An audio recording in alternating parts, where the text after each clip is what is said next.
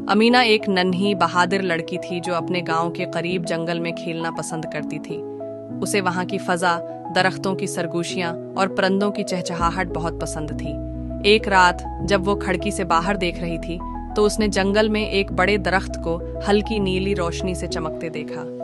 हैरानी और तजस्सुस से भरी अमीना सुबह होते ही अपने करीबी दोस्तों अली और सारा को लेकर इस दरख्त के पास पहुंच गई। जैसे ही तीनों ने दरख्त को छुआ, जमीन कांपने लगी और पलक झपकते ही वो एक हैरत अंगेज जादुई दुनिया में पहुंच गए। यहाँ दरख्त सरगोशियां कर रहे थे, रंग बरंगे फूल हुआ में तैर रहे थे और दरिया चमक रहे थे।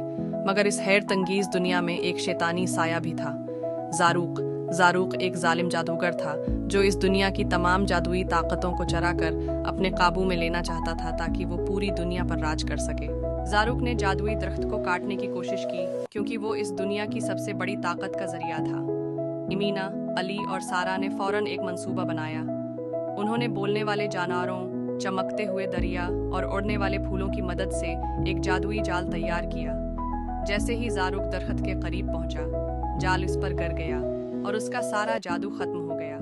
वो चीखने चलाने लगा, मगर आहिस्ता आहिस्ता धुएं में बदलकर हमेशा के लिए गायब हो गया। अमीना, अली और सारा खुशी से झूम उठे।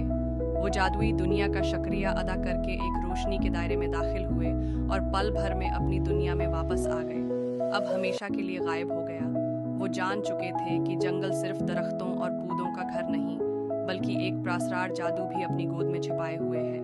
वो मुस्कुराते हुए एक दूसरे को देखने लगे क्योंकि ये राज सिर्फ इन तीनों के पास था।